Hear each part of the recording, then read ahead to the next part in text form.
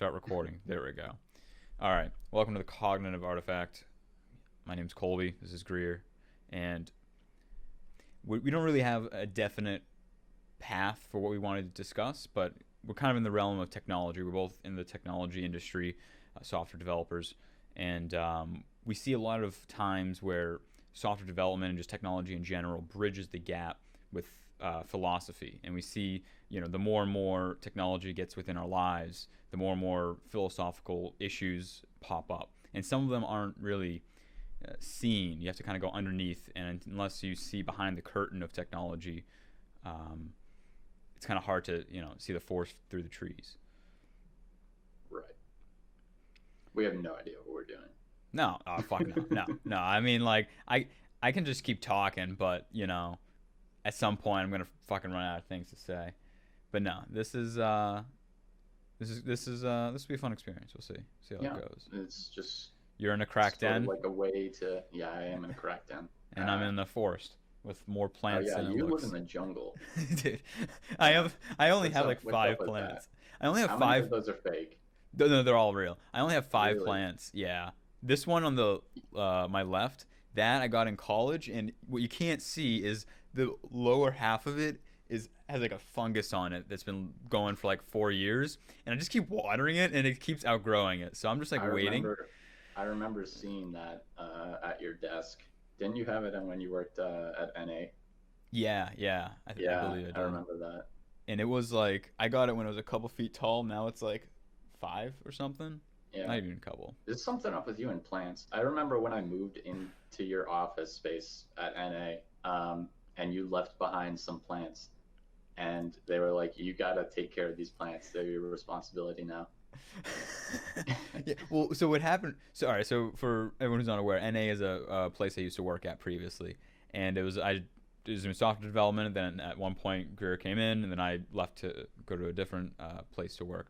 And yeah, so we had to condense the office because they were downsizing. So then they had a bunch of plants throughout the office, and I was just like, "Fuck it, I'll take them," because I like to colorify the gray fucking depressing cubicle walls. So Yeah, I ended up doing that, and then I left, and then Gura's like, I don't want to have children to look after. Like, what the fuck?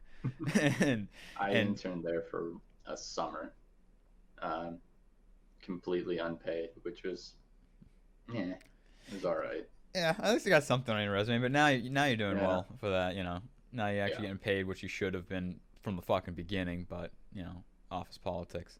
But yeah. on the thing of plants, like I have five plants here, six, and like it just so happens that those three are there. But I need to get more. I also want to get a cat, and I don't know how that's gonna work out. So You should absolutely get a cat. You should get a hairless cat. All right. no, fuck that, dude. I don't. Yes, yeah, yes. Hairless Get a cat looks like hairless a cat. ball. Looks like fucking someone's ball sack that has been shaved. Like That's the idea. And then anytime you have company, it just freaks the shit out of everybody. maybe it'll It'd turn be on great. the girls I have over. They'll be like, oh Oh shit, yeah, this is what they're into. yeah, Um, that'd be I amazing. yeah, I think I'll go haired. I would like a dog, but Siamese cats are really nice. I don't are know if they? you've ever seen a Siamese cat. I probably have in a picture or something. I've seen Yeah, Siamese twins, but not the cat version. I was looking. I'm pretty sure they're hair cats. Okay. Because I was looking into like the idea of getting a cat, Yeah. but so allergic to cats. Yeah, that But might be tough. I mean, Siamese cats. I'm pretty sure they're hair cats, and it's basically like they don't look any different. I don't know if they shed as much too, which is also a benefit.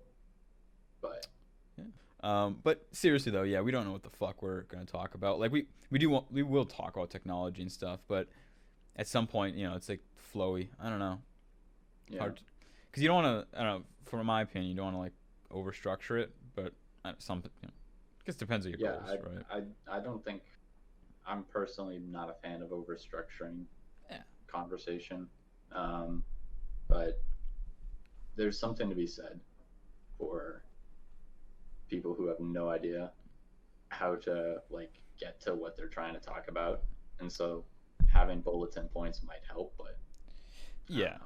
yeah, we can make it flow, and I guess next time we can figure out like if we have things to talk about. Like, there's some news segments, um, but or not news segments, but some news articles I've seen like go around. Like one of them is let's see, actually, We fuck. will not be talking about politics at all. That No, is no, I'm not an no, option. no. I mean, if I was like anonymous, sure, but probably not when my name's attached. Um, Yeah. the Rage Against the Machine will come out. Where the fuck is this? There was this hospital that had a bunch of data. Here we go. Hackers hijack and publish mental health data of hundreds of people. I put in the general chat. Um, so someone in the comments made a good point. You know, we're going through this period where we have enormous amounts of data getting collected, and a lot of good can happen with that, especially with machine learning, AI models, um, to find patterns within the data and make enormous leaps and bound discoveries essentially on how to treat a wide gamut of health problems and health issues. But then you have this centralized data store where some malevolent actor can grab unbelievably personal info and just sell it or leak it. And You know, a lot of our security is also tied to some of that info. So, social security numbers, addresses, etc., for verification. So now we're going to come into a verification issue in the very near future when everyone's data is essentially out there. yeah, that is definitely an issue. Um, I haven't read this article at all. I haven't either. I literally just looked at the title. Like I'm literally trying to read it. I'm being kind of, you know, Nancy Glancy over here, but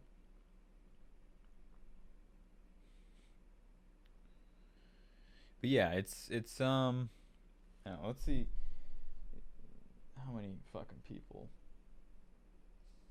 450,000 euros in exchange for stop publishing the data. And that's another thing, right? Is uh, they say the whole motto of the U.S. for years is like we don't negotiate with terrorists, and essentially, funding hackers or paying ransoms is part of funding terrorism.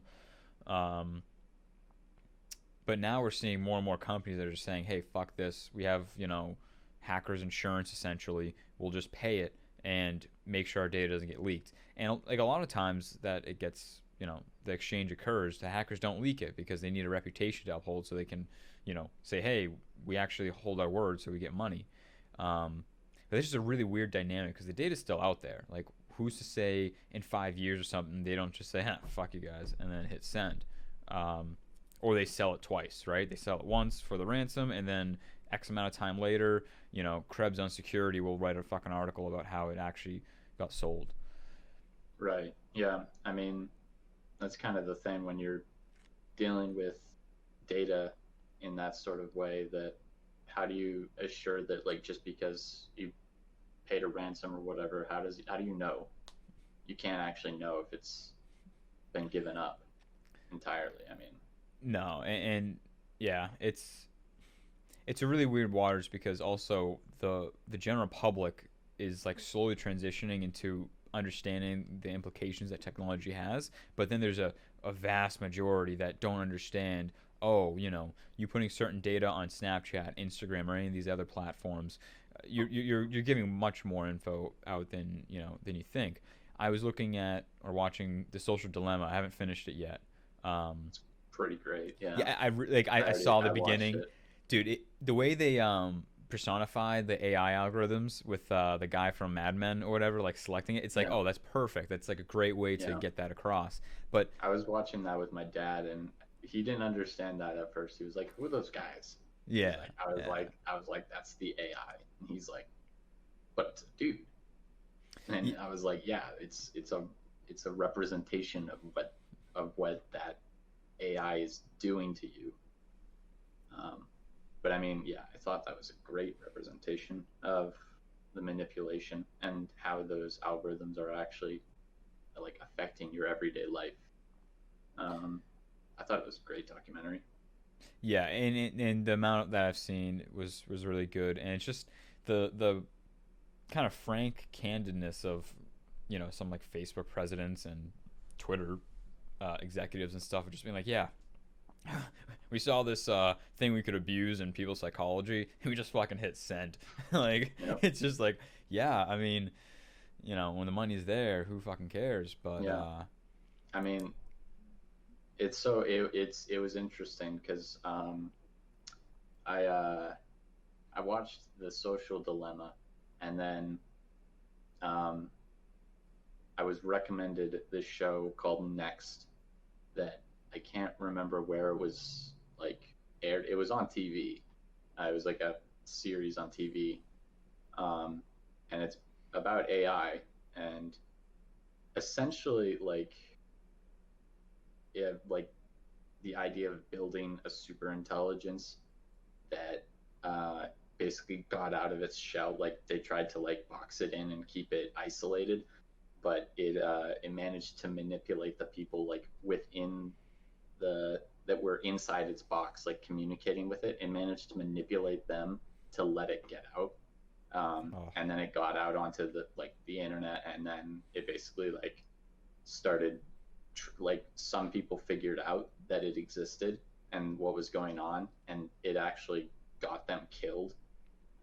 Like because it basically like somehow infiltrated like all devices on the planet and could get into like your smart car or like it was just like always listening to you on your phone. Like um, it had access to like security cameras all over cities and stuff like that. It was like it was a pretty great story. I thought, but it was just a prime example of why people, like everyday people, don't really understand AI in like a real like implication. And I mean, this is exactly what people think would happen if like we built some sort of super intelligent AI. This is exactly like the scenario that everybody imagines, and it's just like it's a cool story, but yeah. it's not good for the image of AI at all. Well, You know? that brings a good question though, right? So, if I'm not mistaken, there's kind of a separation between like AGI, artificial general intelligence, and then Right. also what we have now are essentially classification intelligence, let's call it, or whatever. Or Right. So yeah, that's really the interesting thing to like try to explain to people is um when I try to tell people that I work in AI, their instinctive reaction is to like reference some pop culture media thing that they've heard of, um, and try to basically be like, "Oh, isn't that dangerous? You want to build like an artificial human or something like that?" And it's just like that doesn't exist as science fiction. There are branches of research within artificial intelligence that are trying to achieve AGI. Um, but I think the real problem comes with the naming convention. I mean, like artificial intelligence just gets slapped on everything because it's a buzzword, right? I like mean, like crypto it was during the blockchain boom. exactly, yeah. It's like artificial intelligence is like a very vague, just like generalization of what like the kind of algorithms used in that field, but they're not like using the term intelligence just in any sense just implies like cognitive thought to most people. It only really the naming convention only really makes sense if you have a different definition for like intelligence.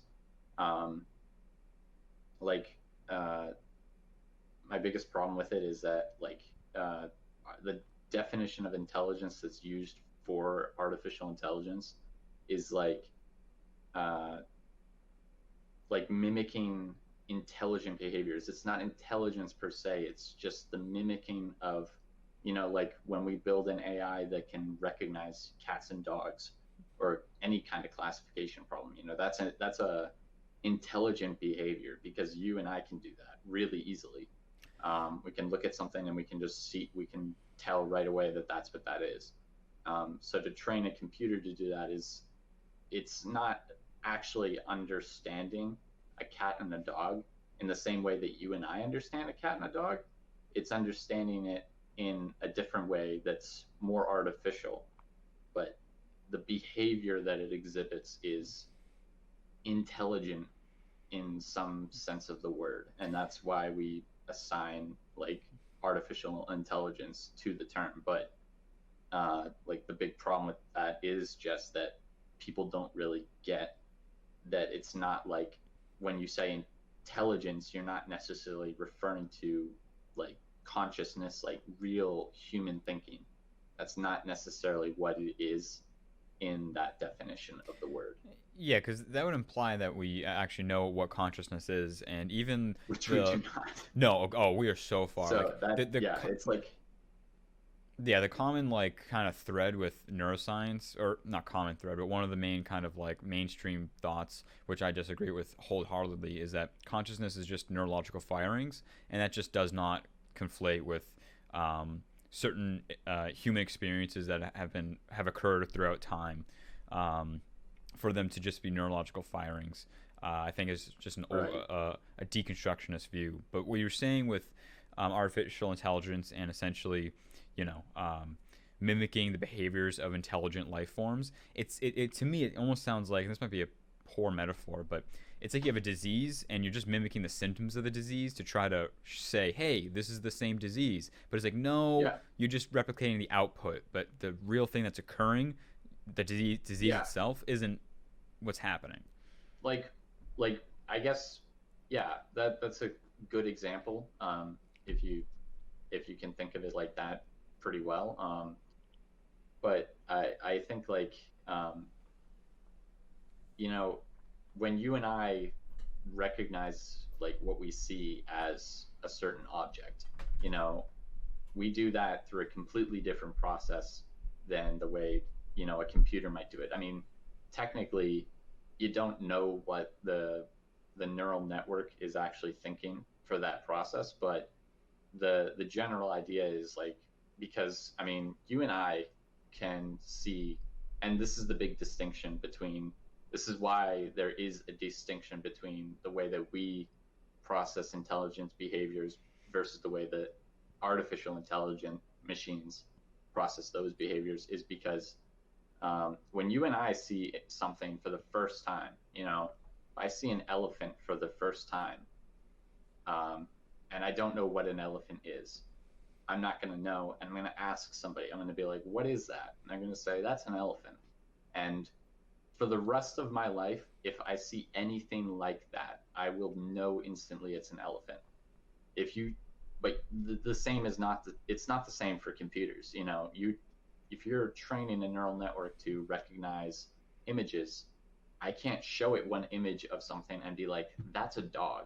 And then for every picture of a dog it ever sees, it'll know that that's a dog. That's not the way it works. So that right there is enough distinction for you, for, to make the point that they're not, the process for exhibiting that intelligent behavior is not the same. And that has to do with like like our process of thinking, like the way our brains work is just like bounds ahead of anything that could possibly resemble intelligence. Like, and so when people try to like claim that something is intelligent, like human intelligence, it's not, you just, there's no argument there. It's not, it's mimicking intelligence. If you stack a bunch of different like mimicking behaviors on top of one like robotic system or something and try to claim that it's intelligent, you know, it, people might look at it and be like, oh wow, it's speaking to me, it's like making coherent sentences, it's recognizing objects. But like that doesn't necessarily mean it's like intelligent, like in the way that we are. It's like It's the just, Turing test. it's just it, yeah, it's just faking it until it makes it, you know. Yeah, and what you mentioned about the kind of elephantness, right? Philosophically, if I'm not mistaken, it's called like qualia, so like the essence of something. So like you have a tree. What makes a tree a tree? It's the treeness of the tree and that essence, right? And mimicking that with code at the moment, right? Today, I'm not sure how close you can get, but that essenceness, and then abstracting that out across multiple situations, it's almost like you can get to a certain point, from what I understand with machine learning, where you can kind of have it go a little outside of the bounds of what it's been trained on. But as soon as it sees something that's not as tree-like as what it was trained on, it's not going to recognize it, even if Right. it's That still a and tree. that's the reason when you're training neural networks that you need so much data. That's why they require so much data because the only way they're basically really advanced pattern recognizers, and the only way to build this advanced pattern recognizing techniques is to show them lots and lots of variations. If you wanted to recognize trees, I can't show it one tree like I would show you one tree and you would know instantly, um, because your brain doesn't work the same way. Like with a neural network, you have to show it millions of images of trees, and it looks at all those millions of images of trees and just tries to find patterns in all of them that it can use to distinguish if it's a tree or not. But it can't do it just based on one image alone. And that's and some people consider that like if we ever got to that point of artificial intelligence again, like if we ever got to that point of building a system that could do that, we would be pretty much on track to building an artificially general intelligent system. So, what do you think the Because timeline on that is? I don't personally, I don't believe it. That was a technical difficulty, I guess, but Elon Musk is so trying to fucking cancel us. he was trying to keep me down, you know, keep these opinions to myself. But no, I personally don't think that we can reach an artificial general intelligence.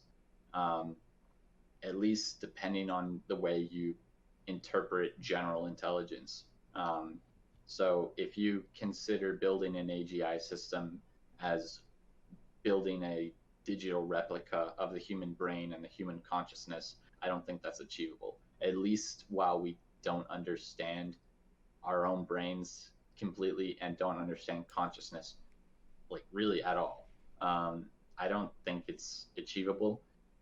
If you consider it building a system that can operate on multiple input and output spaces, then I think that's much more achievable. And there's a lot of good research that's already being done um, moving towards that goal. OpenAI has done a lot of work moving towards that in terms of generalizing along lots of different input output spaces.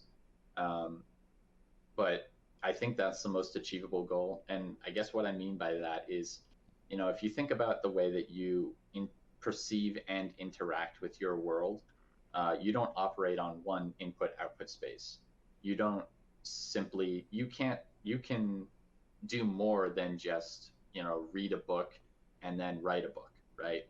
You can do more than just see an image and recognize what that is, right? And that's what most AI systems, pretty much all AI systems that exist today, that's what they do. They operate on one input, one output space. They look at images, classify them. They read text, generate new text.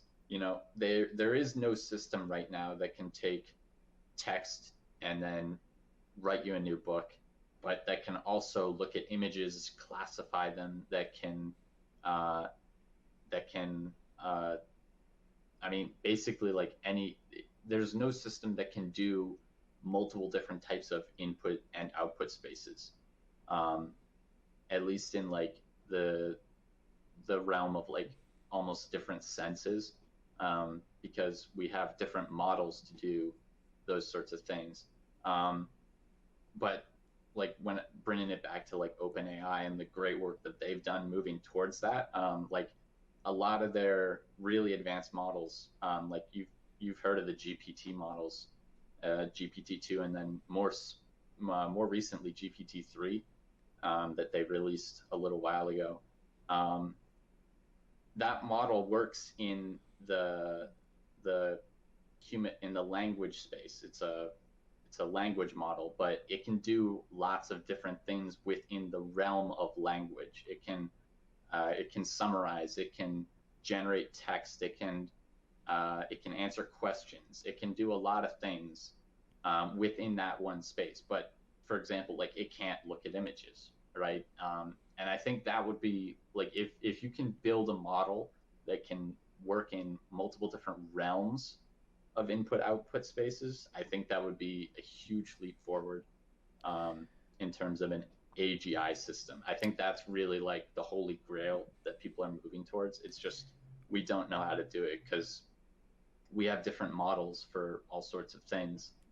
Um, we have convnets for images. We have uh, LSTMs and more recently transformers for language. We have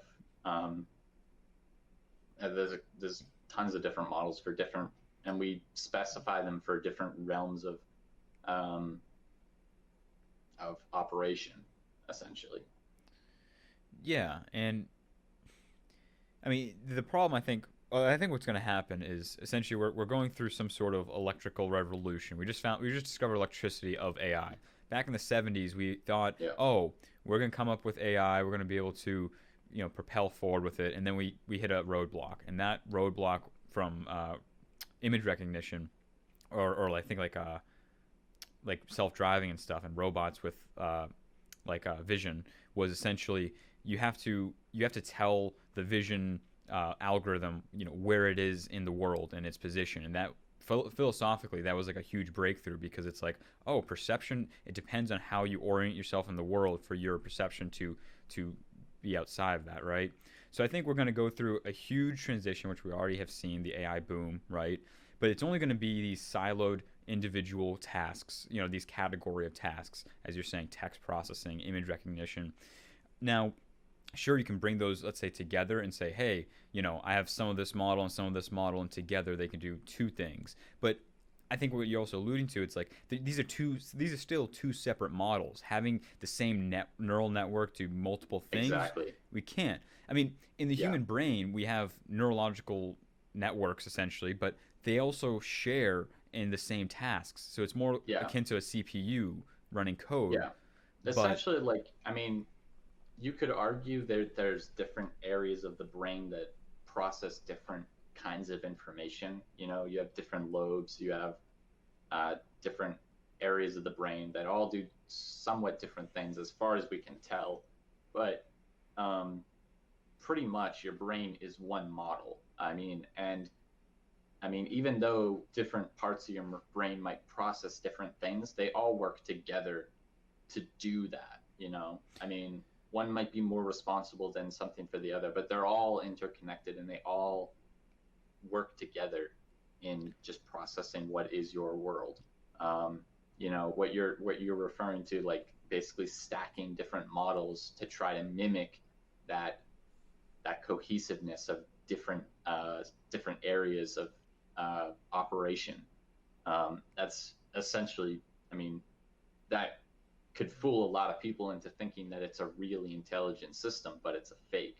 I mean, in terms of like building like an actual generally intelligent system. Um, but I actually did see a paper recently. I read it the other day um, about somebody who, I don't think it was an individual person, but it was a research team that used transformers to classify images. Um, and traditionally, image classification uh, has been ruled by the convolutional neural net. I mean, since like AlexNet came out in 2012 and really showed that convolutional nets do this do image processing of any kind very well. They've kind of had the the show for images for like almost 10 years now. But this paper that I read the other day showed how they could use transformers to build image classifiers that were on par with ConvNets, but also took uh, considerably less resources to train, which is a big thing to take into consideration. Um, and that was really interesting because transformers like GPT-2 and GPT-3 were transformers. Those are they basically like OpenAI took the transformer model and scaled it way up, gave it lots of data, specifically um, on text, so that they could train their language model. But the actual architecture for transformers is the same. And these people basically, this team basically took uh, a transformer model that you could train for a language model, and they trained it to classify images. They used a specific technique to process the images so that the transformer could take it, because the way that transformers process input data versus the way a convolutional net can process input data is very different. I mean, convolutional nets are essentially built to process image data, whereas a transformer is a sequence model, essentially meaning like that it looks at a sequence of inputs, and it reasons about them in the form of a sequence.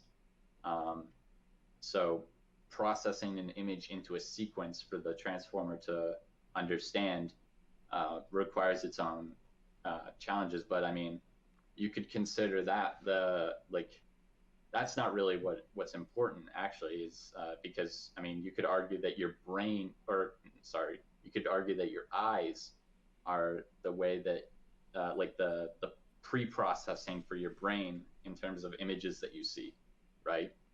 Um, so I mean, I thought it was a pretty incredible paper, showing that they can actually do that, and I think it would be really amazing. I don't know how doable it would be, but I think it would be really amazing if somebody were to train a transformer to uh, classify images or something like that, and also process language data.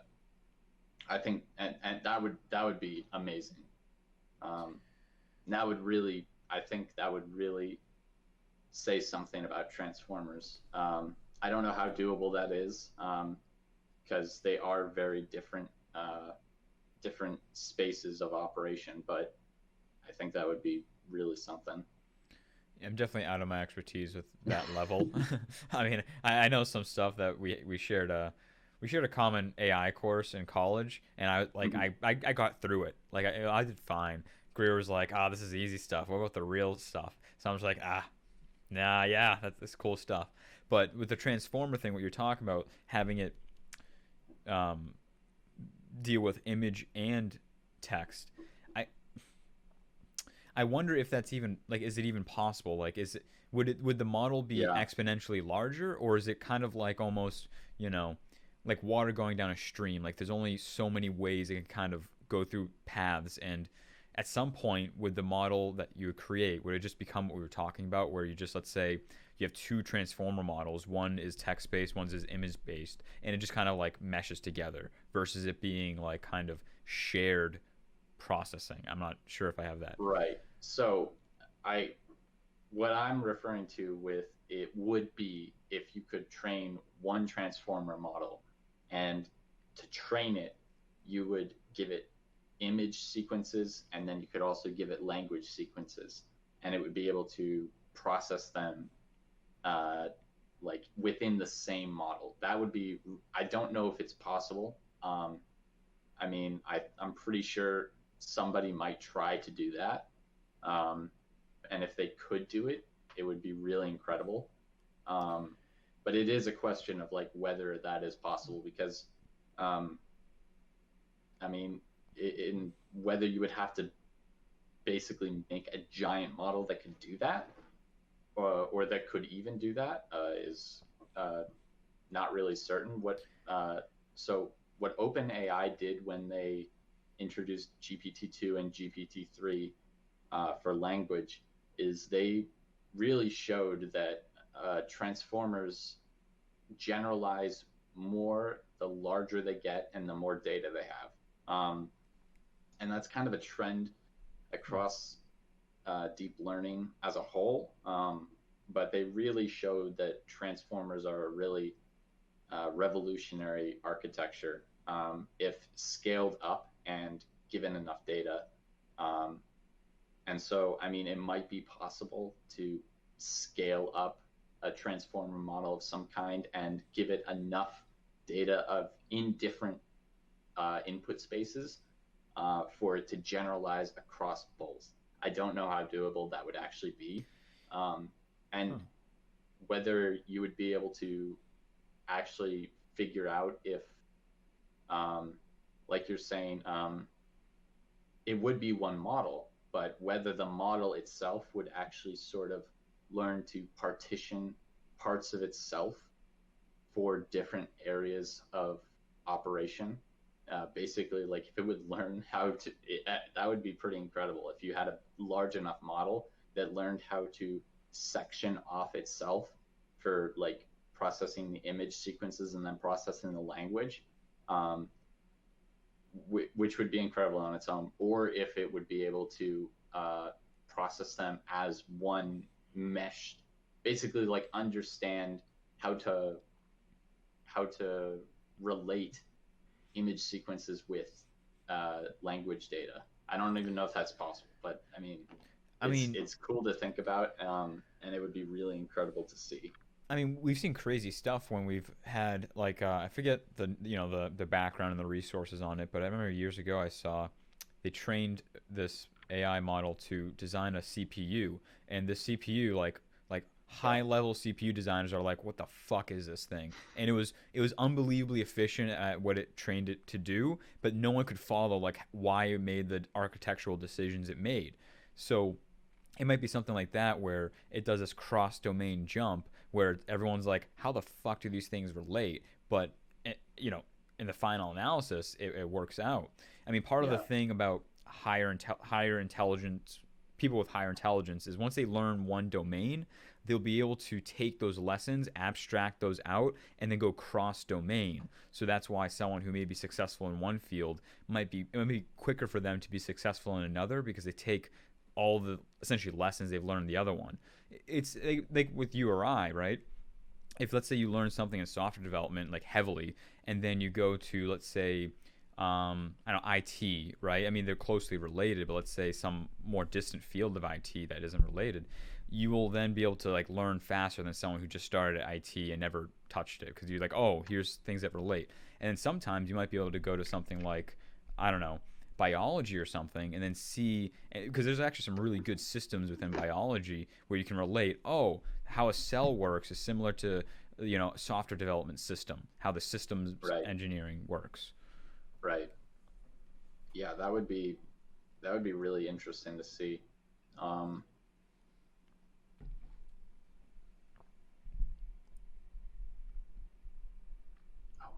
was just thinking about something. Sometimes I think and nothing happens. I hate when that happens. When you have something on your mind, and then you go to take a sip of water, and then it just escapes you. Maybe if I take another sip of water, it'll come back. I like Rear Clear, Boston Clear Water Company water. This is not sponsored, but they can be a sponsor. For a low price of $1 per gallon, you get. I mean, we are definitely sponsored by Massachusetts tap water.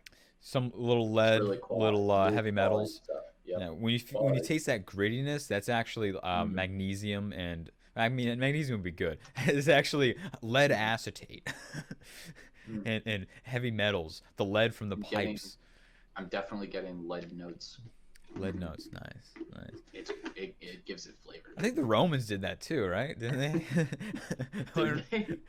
I think the Romans had what's it called? They had lead pipes. Citizens. They didn't know what lead was, how bad it was, and then they would get they'd have asbestos blankets. So what you could do with asbestos, which is really cool, is imagine this. Imagine you cracked open a fucking rock and there was fiber in it. That's fucking crazy. They would then weave like tablecloths in it, and there's this famous like timeless king who's like, hey guys, check this out. So the tablecloth's dirty. They throw it into the fire and they take it out because it doesn't burn, and they're like, look, it's all clean. But little do they know, asbestos, the fumes. I think I don't know if it's the fumes or I think the fibers when you breathe them in. Is something about that. It's obviously horrible. But they didn't Yeah, live too long. I don't think they lived that long back then, anyway. So they probably just didn't like see the difference. But yeah, um, yeah, that'd that's pretty crazy. be crazy. I know, divergent tangent, but maybe we could find an AI Like model that. like tangents. I can't remember what I was talking about, so I mean, might as well There you move go. on to a tangent, I guess. Dude, fucking But after like I geeked out in computers from like 14 to 18 or something, 19, and then I not that I got bored of it, but it's just like I don't know. I wanted something else. So then I looked into like philosophy and some, that kind of breaches into like consciousness, neurology, some like history, and then like comparative religions, and like just a little bit of everything. And it's just like crazy some of the stories that people have of like I don't know how things come to be, and then you look across those and like they just kind of match up. Sometimes you're just like, oh, we're just repeating the past, hmm in some regards. But yeah, I mean, you hear people say a lot that the past repeats itself, um, and people refer to like learning from the past. Um, I think there's definitely a lot to be said for that. But sometimes I think people take that a little too literally. Um, I hear I, I have some friends that will occasionally take current situations and reference directly to older uh, historical events. And I think there's something to be said for doing that. But uh, I think you also have to look at the differences in the society that that situation exists in, right? I mean, I think you can look back um, at recent history and learn from certain mistakes or certain events that happened. But at the same time, we live in a time period that I mean, like we live in the most connected time in human history. We live in the age of the internet. We live in the age of artificial intelligence. We live in the age of um, like probably the most polarized our political system has ever been in the history of the country. So I mean, all those things have to be taken into account when you're looking at how to reason a certain situation. Um, but I I don't know. I I agree with you. I steer away from political debates. No, I agree with you, and we can, to go a little away from the political nature of it. As much as I like the discussions, um, with the whole internet connectedness, I think the danger is that some people, not some, but just generally, people don't realize, we're fucking apes with some fire, guns, and electricity. Like we're still, in the evolutionary time scale, we're very, very briefly have we been thrown into Yeah, offices with four fucking walls, and like we don't go outside for most of the day, right? yeah, But with that, we still have this tribal nature, and I think certain mechanisms within societies, whether it be religion, whether it be political systems, group dynamics, those have tried to not necessarily suppress, but in some regards, but also um, kind of catch the edge cases of human nature.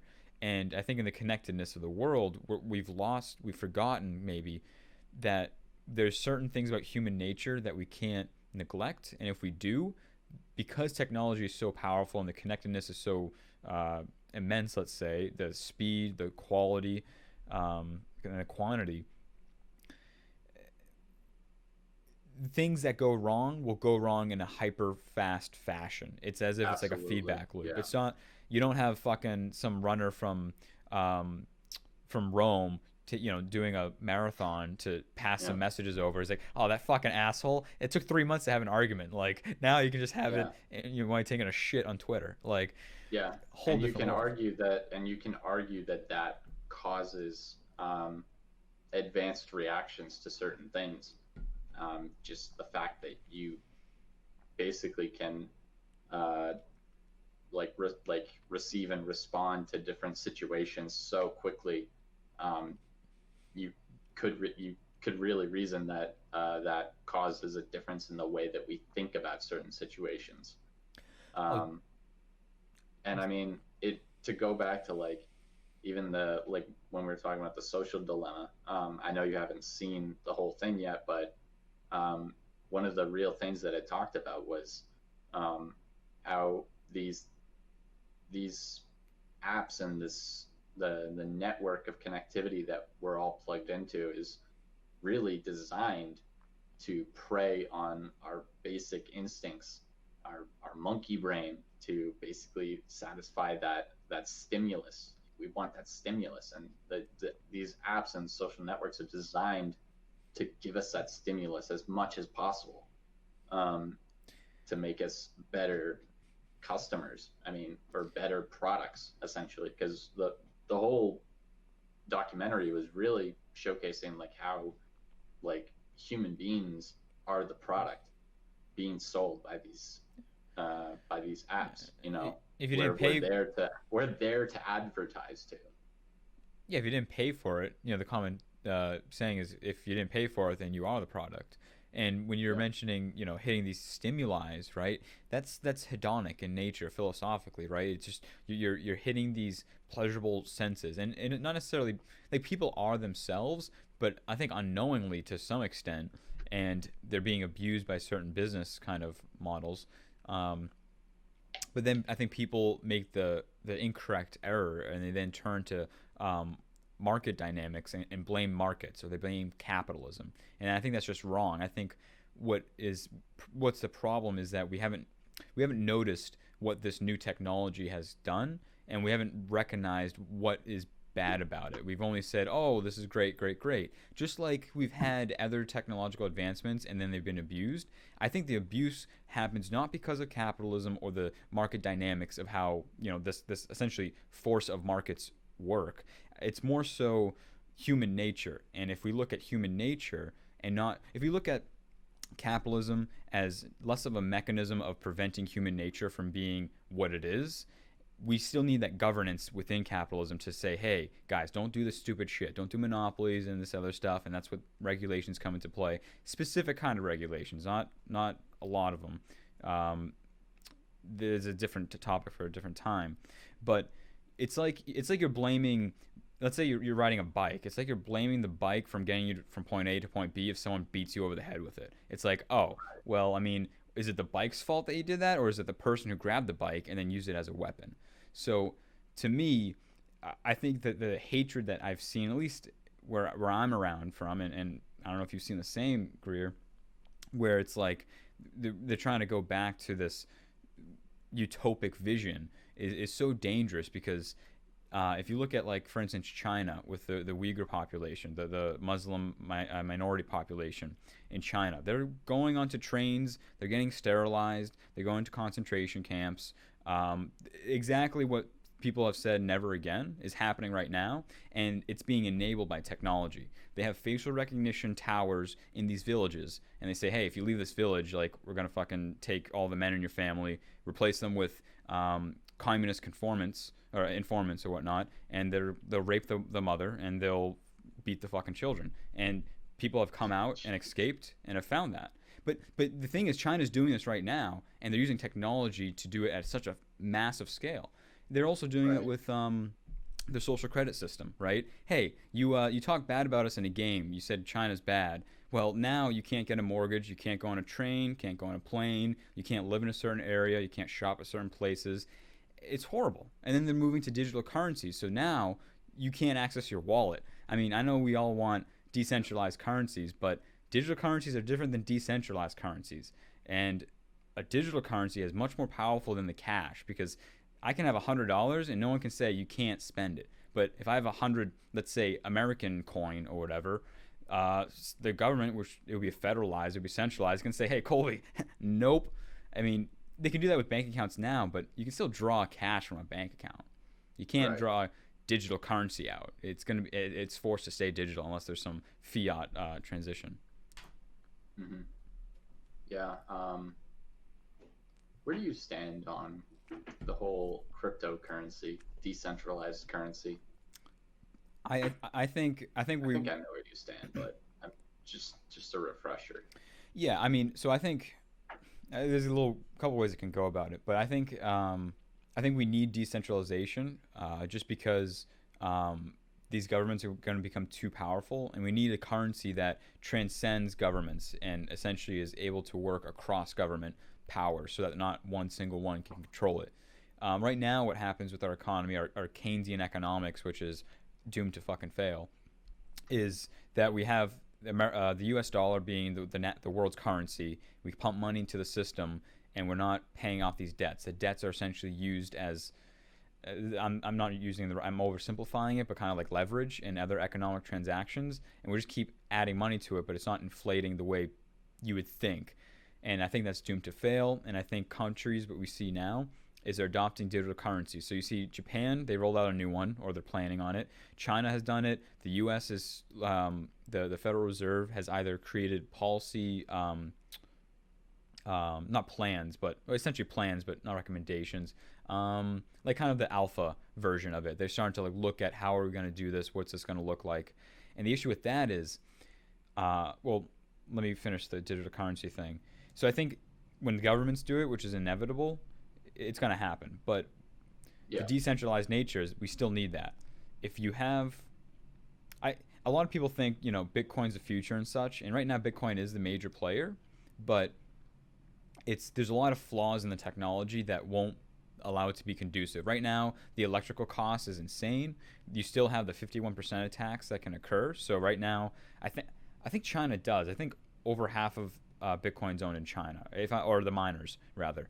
I'm not sure if I think maybe at one point it was, and then maybe it switched. But you can do what's called the 51% attack, where essentially if you're mining Bitcoin and you own over half of the miners, you Yeah. can then kind of verify it, quote unquote, illegitimately. Right. Yeah.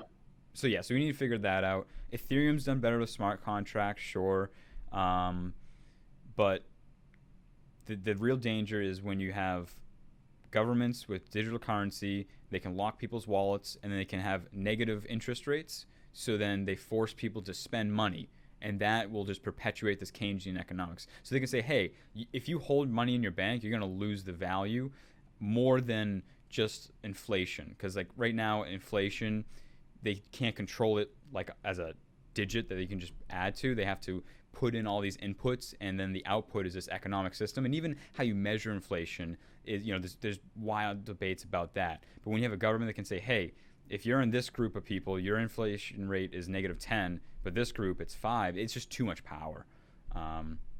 So I think digital currencies are the way of the world, decentralized.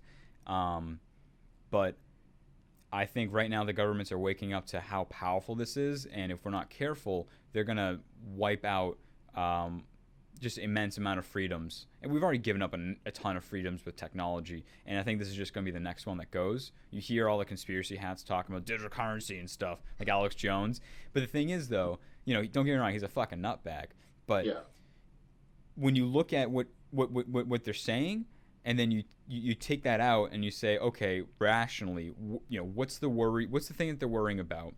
And then you take a step back and you say, how can someone logically come to this? And there's some points where it's like, hey, digital currencies, here's how they can be abused. Here's the issue with it. And now we're starting to see evidence of it actually happening within the world. So, I don't know. It's something that I'm not fearful of, but we should look for.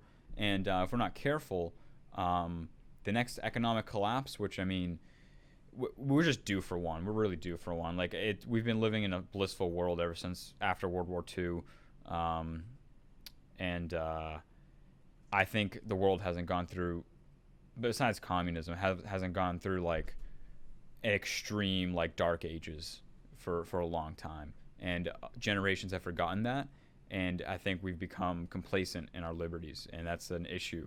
So I don't know. I don't know what's Yeah. going to happen, but I mean, I agree. I don't necessarily think that we should look for it. Uh, I mean, I think what do you mean by trying to look steer for it? away from like, well, just I mean, I guess what I mean is sort of if there, you definitely should consider that it is a possibility. I mean, it's just like because we're overdue for it. But there you could reason that like that the mentality of basically expecting it to happen is going to move us towards that situation. Um, There's a lot of red flags that have popped up. There's a lot of red flags that you can look at the economic system. It's highly complex. I'm not pretending to understand it, but from experts that I've looked at from both sides, a lot of sides of the aisle, there's just it's like you have a it's like you have a pressurized pipe and you see one leak, two leaks, the water still gets through. Now we're seeing 10 or 15 leaks. At some point, the pressure is going to build so much that one of those leaks are going to blow. I don't know when it is. Maybe it's not my lifetime. I'm not like tomorrow the world's going to end, but we're seeing cracks in our system that we can't control, and it's self perpetuating. Um, right. I guess what I mean is like using that same analogy. You don't look at a pipe that's starting to burst and do nothing about it because you just admit defeat, oh, you know? I'm not, and by no means I'm not trying to admit defeat. I think a lot of people, and maybe this is not people who are, let's say, close to the war room, like people who are actually turning the dials of our economic system. I'm not saying they're just like complacent, but I think the general public, and I think just like everyday people, have been. I'm not trying to say this in a religious term, but have been kind of blessed, quote unquote, with an amazing system that has worked so far. But there's something. So you have Keynesian economics, and you have Austrian economics, and Keynesian won out. So if you look at those two economic philosophies, which I'm learning about, I'm not an expert by any means or know a lot about it, but there's good reasons why Keynesian economics system, the way that our economy works now, and the philosophy behind it, has a logical conclusion that doesn't work. It just doesn't. You can't just keep inflating and putting money into the system. More than just inflation happens, but it's not like It's not like you're giving everyone $100 or something. Like, sure, the stimulus checks that we had during COVID. What really happens is you have treasuries, and then essentially certain bonds are given out. Not even bonds, but certain treasury notes are given out in the form of printed money, and then those treasury notes have mortgages written against them, but then the quality of those mortgages also teeters. So it's just, and I could have that wrong and exactly how I went about that, but it's not like, I don't know, it's just like, if you go through multiple generations of, hey, the stock market only goes up, it only goes up, does it really only go up? Like, I invest as if it's going to, and I assume that the economy will be as good or go through the same ebb and flows that it has in the past because I want it to, because it's in my best interest. But history repeats itself, and Right. you have the fall of these empires. There's certain flags that you could look out throughout history for tens of thousands of years that, as much as we have in recorded history, right, gets a little iffy back to when you go really far out. You have certain like um, warning signs that we're starting to see now that we've seen across multiple collapses. I'm not saying it's like inevitable. I'm saying we should maybe look at those leaks and we should say, hey, someone get some tape or someone get some new pipes. We got to fix this. And maybe with the speed of our interconnected world, of how fast we can communicate and we can get these ideas through, maybe we for the first time ever we can fix these problems at a faster rate. But I think right now Right. everyone is so shell shocked with all this technology that we're Yeah. fucking monkeys just screaming in the air. And at some point, we need to synchronize into a symphony. The strange thing is even considering uh, the speed of our interconnected world and all that, um, real real problems like real world problems that require big change are still bottlenecked by our political system and the people who have like the most power in our society to actually change things. They are still the bottleneck. I mean, we can convey ideas as fast as we want to, and they might reach places of real power quicker than they ever could. But it's really still up to those positions of power to fix like big real world problems. I don't know if necessarily what we're talking about with like some sort of like a collapse is the same thing. Um, I think there's something definitely to be said for becoming complacent um, in society. Um, but I mean, even to like bring back to what you said about even the stock market, like the stock market doesn't just go up, up, up. It does go down, but it only goes down because people get scared. You know, I mean, the stock market moves depending on uh, the complacency or the the behavior of investors. You know, if you get a lot, if something happens that basically makes investors scared for their money, then they're going to start buying what, and then stock market starts to fall because of that. You know, so I mean, theoretically, like if everybody uh, could move in the same direction, everything would go up, up, up. But I mean, everybody's moving in different directions constantly, and all it takes is for a bunch of people to go down at the same point for you to get some sort of a collapse. Yeah, but if you look at, let's say, Japan's stock market, I'm not sure on the exact numbers. I have to look it up. But they went through, I think, over 50 years or 90 years or something of stagnation. You could put money in the economy, like, let's say 90 years at a certain point, and it would stay the same value 90 years later. It's only the U.S. stock market that's been like this. So, like, we and maybe that's because, let's say, the U.S. stock market is more representative of, let's say, the global stock market because there's a lot of more moving pieces, sure. But I don't know. I mean, Right. Well, I I, mean, I think if people just put their money into the stock market and nobody ever did anything with it, it would stay the same. I mean, it only really is affected by if people are investing or not investing, you know? I well, mean, people were investing in the Japanese stock market, and it didn't go up for a long time. They reached an upper limit where it doesn't it doesn't accrue essentially the typical gains that you see in the U.S. But you mentioned something about change, right? And I think so.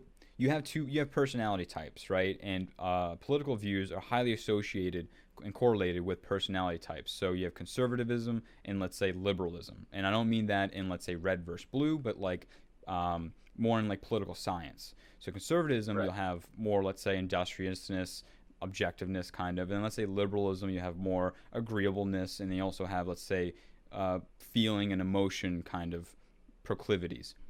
And let's say the feeling and emotion kind of proclivities, liberalism, typically they like to have more change to fix what's broken now. Conservatism says, hey, what we have now has been working because, like, we're here, let's not change it too fast. And that ebb and flow between the two is what our economic system and political system has done. So we do want change, and I think we have seen it, but I think too much change is dangerous, as we've seen just, in general. But let's say we take example, for example, those straws, right? So we had plastic straws, and then a photo of a turtle having it up its nose, and it was horrible, sure, but I mean, for all intents and purposes, and this might sound cold, but like it was an animal with a straw in its nose. But then this massive amount of change happened where almost it felt like within a month, all these restaurants I went to had these like cardboard straws. So hate it's them.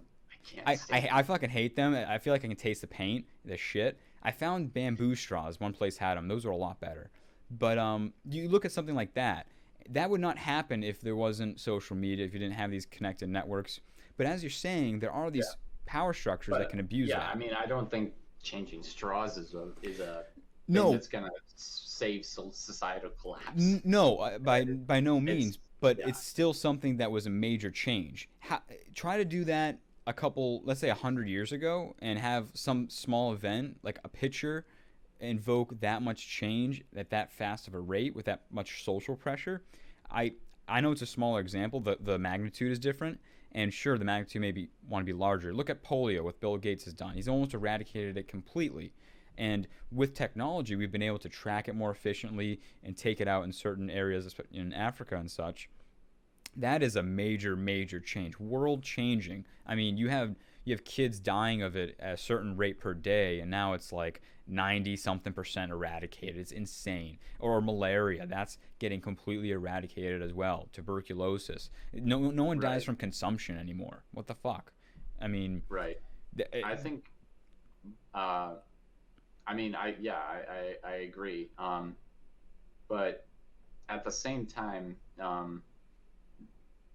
though, like, I mean, at the same time, that's a little different than trying to make a change that is bottlenecked by some political system. Like, I agree. for example, like clean energy. Like I mean, there's no reason that we could not be making a bigger shift towards clean energy, whether putting more money into researching clean energy, um, or just more effort to implement clean energy sources. But the real bottleneck is the political system and the big oil companies and fossil fuel companies that don't want this change to happen, There's definitely because inertia. it threatens their business. I mean, there's definitely inertia, but there's also like when you look at the economics of wind and solar and such, a lot of the economics just aren't there yet. It's not profitable. So what we do is we do subsidies, and they are grabbing more. They're catching more. I don't know, traction.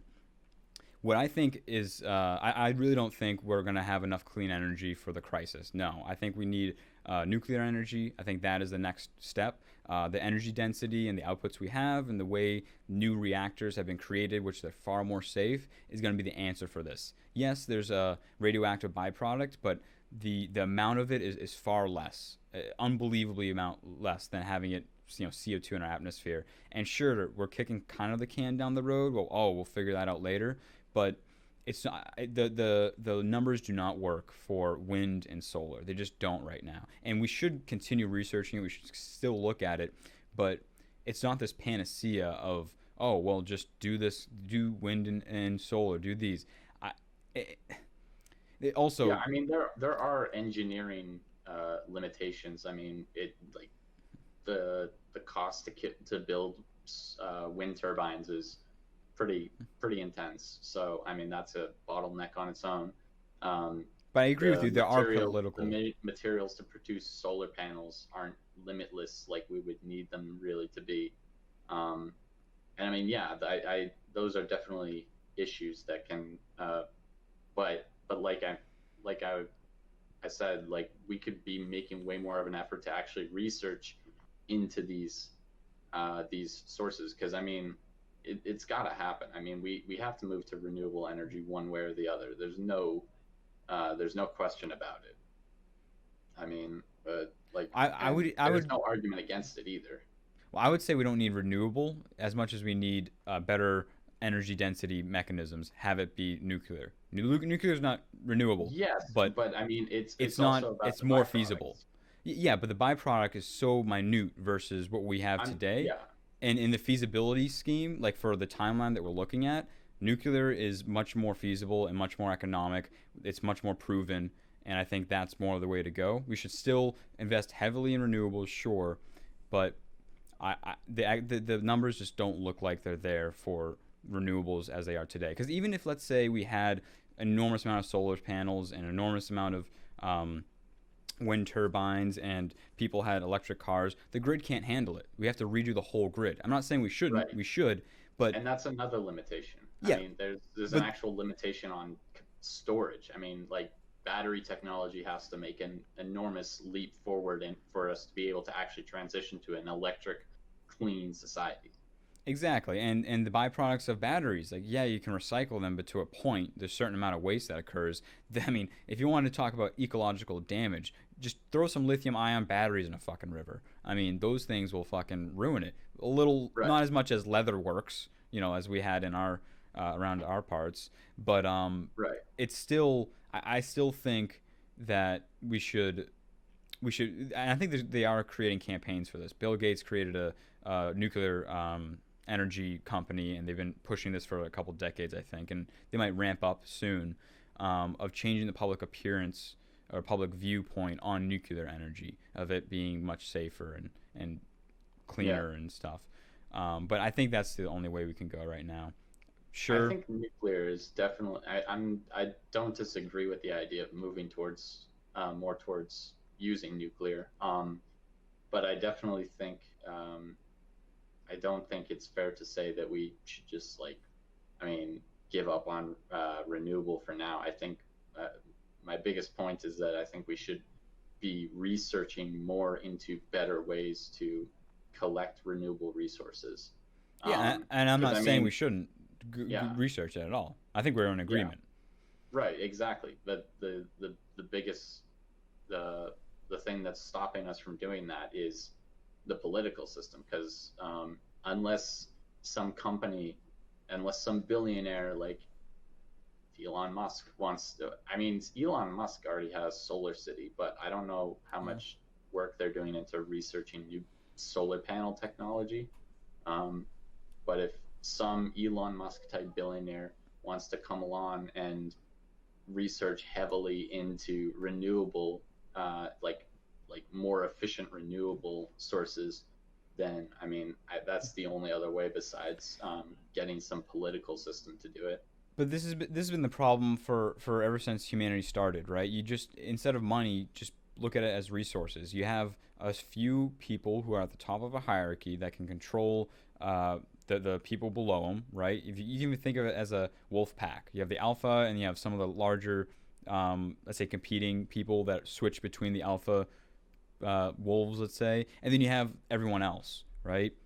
Most of those other people aren't ever going to get close to that top level. So those people in the top essentially, you know, dictate the lives of the many below. And then you add in, instead of, let's say, um, specific resources, then you change that resources to money specifically, and then you say, well, people with more money have more power. And I agree, and that's a thing, but I really don't. I think this is just like an age old issue, and not saying it's invalid by any means, but I think we can look at the past at some point. I'm not sure where we would look, but to make some of those changes. But inherently, like it's almost like a force of nature. You know, if you look at nat- maybe not natural selection, but you look at certain selective properties of just of resource generation, right? When there's competitiveness in markets, there's going to be a few at the top. There's going to be a few at the bottom that are at disproportionate levels, a bunch in the middle, and then that disparity will change drastically as resources shift. Yeah, Um, and as you're saying, the problem is, yes, there's always going to be the suppression of the masses, essentially, where change can't happen fast enough. But then the other regard, sometimes, I'm not saying this is the case now by any means, but there's some times where we don't want specific kinds of changes. We want to keep the status quo. And that's the whole point of, honestly, like, I think American political system and what our founding fathers kind of saw. And I don't, we can debate whether or not the vision that they had is what it is today. I don't really think it is, because so many things have been laid on top of it. But essentially, it's mediating between that chaos and order, and getting that balance right, so that we change enough so that we go into the appropriate direction in the right amount of time, but we don't change so fast that we destroy what we've built before us. And right now, I think we're just seeing those worlds kind of explode out exponentially, just because of technology and such. So I agree. We do need change, but the rate of change is tough to say. yeah, exactly. Yeah, I mean, I think the rate of change is really dependent on some powerful systems' ability to move us in that direction, whether it be a political system, our political system, or whether it be some Elon Musk type billionaire that's able to move us in that direction. Um, but I think there needs to be a serious move towards, I mean, really just like removing um, like fossil fuels. It needs to be done. I mean, like the Earth can't take like 50 more years of the of a byproduct like CO2 Well, uh, waste in the way that we're producing right now, I think the Earth can and it's handle it only going to perfectly get worse. fine. I think the Earth can handle it perfectly Mm, fine. I think humans can't handle the way Earth will change. okay, yeah, no, I mean, I don't. I mean, I like there's this common like personification of the Earth being, and I get it, Mother Earth and stuff, and I it no, being, I agree. yeah, I agree. I was actually just about to sort of shift my statement. Being the ecosystem can't take it. yeah, Like I mean, the Earth The Earth can take whatever. Yeah, it'll shake us off in a take fucking whatever heartbeat. given it. But I mean, our ecosystem will not be able to take No, it. and we should preserve it by all means. Don't get me wrong on my position on that. But some people say that we should essentially, reduce human life for the Earth, and I think that's wrong. Yeah, people are like, "Hey, I'm not going to reproduce." Okay, well, you There's shouldn't better reproduce ways. either. It's like, all right, where are you going with this? Because the next conclusion is genocide, essentially. Like, if you really look at it, like, okay, we're gonna just start taking people out because there's too many of us. What do you mean there's too many of us? Go fuck yourself. Um, No, so uh, extremes.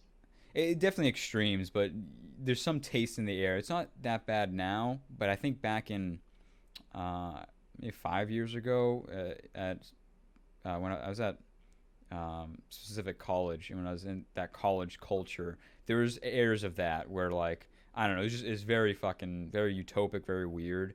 They didn't like realize till after, and obviously that's not conducive of society at large, um, Yeah, but yeah. So yeah, I think we're in agreement with that. yeah. We've been going for an hour and 20. How long did you want to go here?